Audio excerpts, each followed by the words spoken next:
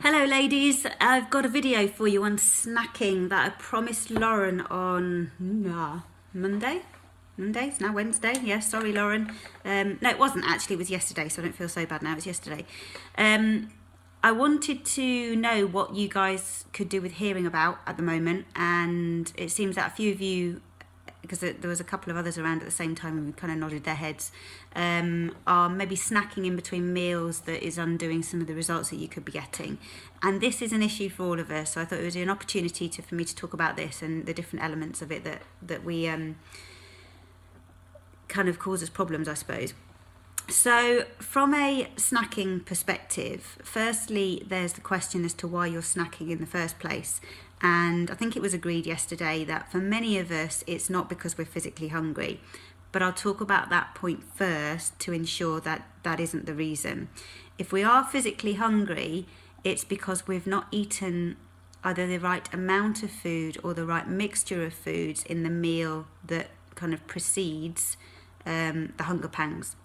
So if you are getting physically hungry, those kind of 1 to 2 hours after you've eaten, 1 to 2 up to maybe 3 hours after you've eaten, you should really be able to last about 4 hours before you start to think about food again. So if it precedes that, and you are physically hungry, now physical hunger can be differentiated from emotional hunger in that it comes on quite gradually. So you'll feel a bit peckish, but then you'll be able to get on with whatever you're doing.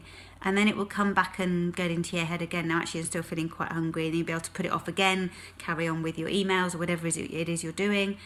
And then it will come on, and it will come on stronger and stronger as a feeling throughout the period of time that you're starting to feel more and more hungry. Whereas an emotional hunger tends to be an immediate, I am hungry, I need to eat something now. And comes on all of a sudden. And an emotional hunger tends to be for something very specific, often a high sugary, high fat food such as chocolate, for example, or again highly fatty flavoured food such as crisps or something like that. Generally something that's pretty shit for us will come in with the emotional hunger. Whereas a physical hunger, if you are physically hungry, you will generally eat anything that's going, because it's a physical hunger, you need calories, and you will be happy to eat pretty much anything in there. Now, there's a certain element of that is slightly out, in that when we're really starvingly physically hungry, the body will then crave fat and sugar because it's got the calories in it, and your body sees that as a quick fix to get those calories in very suddenly. But that's when you're talking of, you really are ravenously hungry. But generally, when you are properly physical, you could have your tea and that would satisfy your hunger, a proper meal, whereas the emotional hunger tends to be snacky stuff that we know doesn't really serve us. It's really important at this point as well to say that be careful that your hunger cues aren't being confused with your thirst cues. So do make sure your water intake is up there. I know for a fact that if I am not drinking enough water in a day, I will be much more tempted to snack than if my water's up there. So get that in early. Get a glass of water in when you wake up. Get a glass of water in your breakfast. Make sure your water's with you mid-morning. If you stay hydrated from the start of your day, you are much, much less likely to snack your way through it. You will, excuse me, that's my lunch. You will keep going from snack to snack to snack, because you're ignoring the fact that actually your body's thirsty. So my first port of call whenever I feel like I'm snacking for something and I'm not actually hungry is to drink a glass of water anyway, just to quash that is it thirst, is it hunger thing. So always have that as your first port of call. So if you aren't eating the correct things in your previous meal, and that's causing you to snack, it's more than likely that you're not getting enough protein or fat in that meal. Carbohydrates will enter and leave your bloodstream, the sugar from them, quite quickly. Less so obviously the whole grain unprocessed carbohydrates, but still quicker than protein or fat will. Protein and fat will make you feel satiated, make you feel full and satisfied for longer. So look back on your previous meal and ensure, as there should be anyway, that you've always got protein in it and you've always got some fat in it, some healthy fats, obviously the ones that we've spoken about before. So if your meal previously was very highly carbohydrate based. So with something like porridge, cornflakes, I don't know, some kind of cereal, toast maybe as a breakfast, you will much more likely feel hungry middle of the day. Whereas if you have something like an omelette, I don't know, scrambled eggs, avocado, something with a lean protein, some chicken in there or something for breakfast, you will much less likely feel hungry mid-morning, as I'm choosing the morning here as an example. Then we come on to, if you're not physically hungry and you are emotionally hungry, which is your first port of call.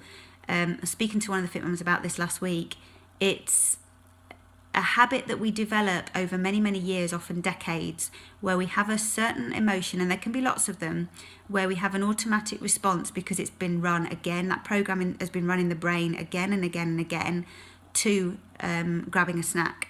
So if we feel bored, we'll go to the kitchen cupboard. If we feel stressed, if something's just stressed us out at work, we'll go to the kitchen cupboard. If we feel upset, someone's upset us and we're feeling emotional, we'll go to the kitchen cupboard. It can be a lot of them. It can be several different emotions will send you on that same route, or it can be one specific one that's your trigger. And what we need to do, and this isn't something you can fix overnight, but it's certainly something you can work on, is start to create an alternative path through the brain. So I always liken it to, if you go to Delamere Forest, for example, you will see the trodden paths of certain routes through Delamere Forest where people have been again and again and again. The footfall there is massive, and you've got very trodden paths with no trees on, it's a clearing and everyone goes down it. That is the route in your brain, the connection between the emotion and the action of you going for a snack product, whether it be chocolate or crisps or whatever.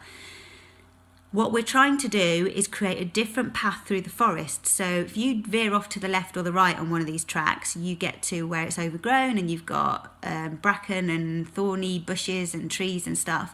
And the first time you create that new path, you have to hack away at it with a scythe or whatever to create your first path. And it's hard work. And then if you go the next day and you find that path again and you go down it again, and then you bring some friends with you and you all go down it every day, that path becomes more and more worn and easier to walk through. And creating a habit is no different. So it's hard work and it takes time and effort to begin with, but the more you repeat it, the easier it becomes. So what we're trying to do eventually is to create a new neural pathway through the brain to create a new habit. And then the other one, like just exactly in the same way, if everyone was to stop going through Delamere over a period of months and years, those original tracks that are worn away would start to overgrow. So we're trying to cover up the old tracks, create a new one. Exactly the same principle. So speaking to a lady last week whose name is irrelevant for this conversation, but I asked her, in that instant when you're feeling overwhelmed or stressed or emotional, whatever it is, and you're reaching for the chocolate bar as it was in her case, what is something else that you actually enjoy doing? Because you're getting enjoyment, you're getting relief, you're getting a lift from the emotion that you're not comfortable with when you reach for the chocolate. What else can you do that will give you that similar sense of relief? So it won't be the same as chocolate because you've not got the sugar and things in there, but it has to be something that you enjoy or it won't work, and it has to be something you can do instantaneously. So it can't be, oh, I really enjoy going clothes shopping, because every time you feel anxious or stressed or upset or tired, you can't go clothes shopping because you'd be bankrupt. But in her instance, she likes reading novels. There were certain programs on TV that you might want to watch that you can watch on catch up or something, so they're instantly there.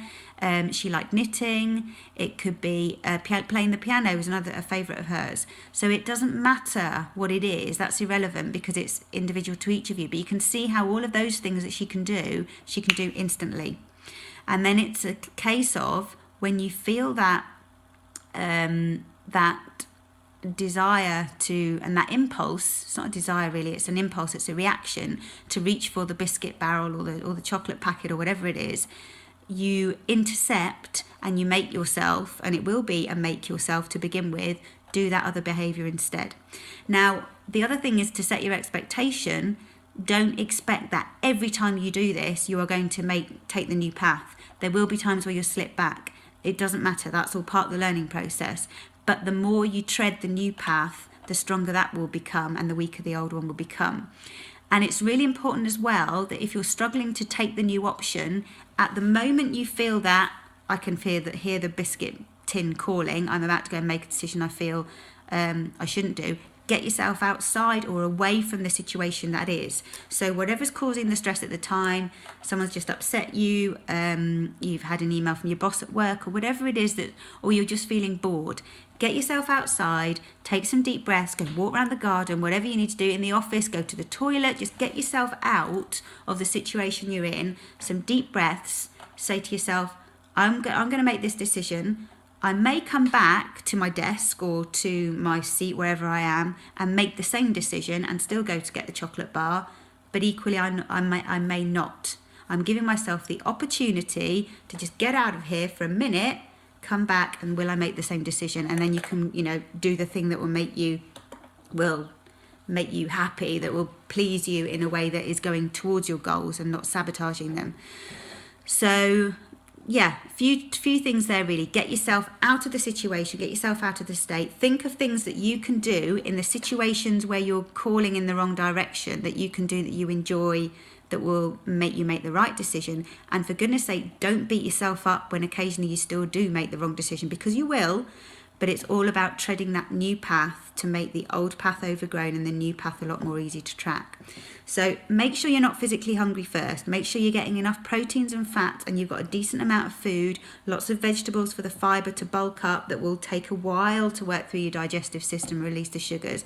Make sure that's substantial in your main 3 meals so that you can get through to the next meal without feeling that physical hunger. You've got physical hunger and emotional hunger at the same time. It's really hard to resist. So make sure you're not physically hungry. Make sure you're hydrated. The water is on board so that you're not confusing your hunger and your thirst link. So whenever you feel anything, first port of call, have yourself a drink. If you still feel like you're going in that direction, get yourself away from whatever it is that's causing the emotion of boredom, stress, upsetness, or whatever it is at the time. Get yourself away. Some deep breaths, really important for some mental changes that will happen within your brain, some actual physical changes in your brain, and then go toward an alternative reaction to the hunger that you have previously decided. You can keep it on a post-it note. These are my 5 go-tos when I feel hungry. Which of them am I going to go to today? Okay, and see if you can reduce the number of times that you go to your old go-to, which will be the snack that you're trying to get away from. Okay, Lauren, I hope you find that really helpful, darling, and anyone else who watches it, I hope you do too. Don't beat yourself up about being perfect from day one, but the more you repeat the change you're trying to do, swap over this habit, the better you'll get at it. Okay, speak soon, ladies. Bye.